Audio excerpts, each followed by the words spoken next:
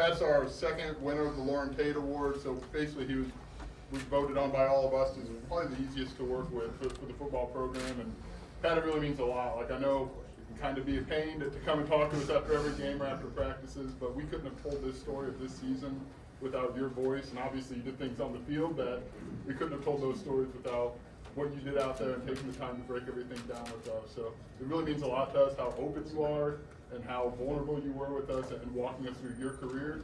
And by that way, we were told the rebuild, right? You've been here with Brett since day one, and because of your openness with us, we've been able to tell that story. So it means a lot to us, and thanks for everything the last 4 years. Thank you guys. It means a lot. What I want to say first of all is that Pat Bryant was a football player before he was a receiver. We knew about him as a football player when he was a sophomore and as a junior, and as a senior he had a bunch of receptions that really mattered. More so, I would say, well, the catch against Rutgers was probably one of the top 10 plays in Illinois history. Won a game that was lost without that catch and that touchdown, 40 yards. But he also had 2 games in overtime that scored the touchdown to win. And the previous year, if my voice holds up, the previous year, 2023, we played Indiana in an overtime game. So he was in 3 overtime games, and he had 131 catches in that game, 131 yards. And although I think Isaiah scored the winning touchdown. But anyway, I wanted to say that I've followed this thing for a long time. I was in school in 1951 when Rex Smith caught the touchdown pass against Michigan in the snow. And that was at a time when if a guy caught 20 or 30 balls in a year, that was really special. But he was a journalism student, so I knew Rex. And I knew John Wright in '46 when he set the record at that time that hasn't held up very long. Brandon, we know that we had a couple guys that had special years. Of course, Williams wound up with 1,000,000 yards. I don't know how many he had, but Williams leads it. But this guy got him when it really mattered, and therefore, here's the award. For helping the media understand what the heck you were doing. All right, let's grab a photo right here. All right, and 3, 2, and 3, 2. There we go. Beautiful. Okay? Perfect. All right. Appreciate it so much. Thank you. Pat, have a seat there. They're going to have fire competitions at you. One last time. I got Mike, you guys are going to sure. Kick us off here. Pat, you've always been a pro at doing this. Just what's your interaction been like and with the media, and what's that been like for you throughout your career?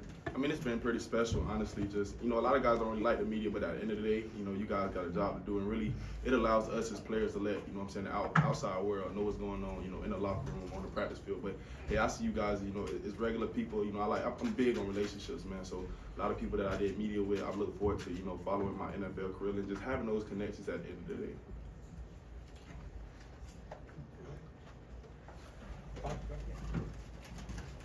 Pat, am I right that you would be kind of a natural at the next level in terms of announcer type down the road? Is that something in your head at all that you would like to do that? You thought about that at all or not?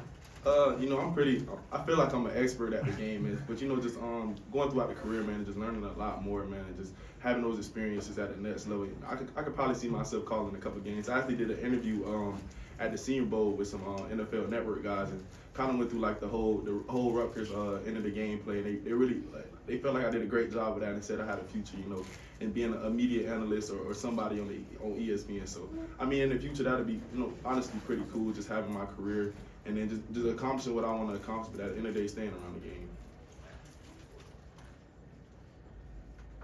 Anybody else got anything for Pat? Oh, Doug's got one.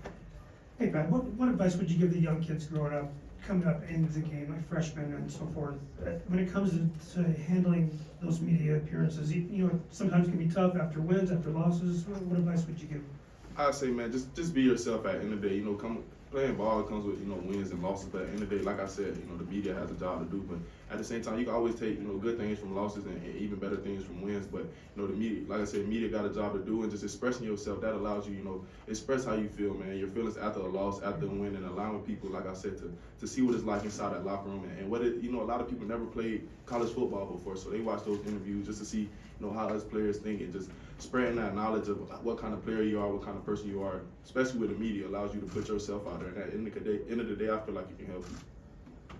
I just wanted to ask you about the combine real quick. I mean, how do you feel like that went, and what are you really dialing in on going into pro day? I mean, the combine went great, man. Like I said, it's a once in a lifetime experience. Some of the best guys in college football. I think it was only like 300 players there. So just being chosen as one of those, man, and just going out there. I see everything as a competition. So just competing with guys across the world, and just seeing those players that you see, on TV, Shador Sanders, Travis Hunter, just being in that same room with those guys, and just finally seeing the people that kind of win against, you watched.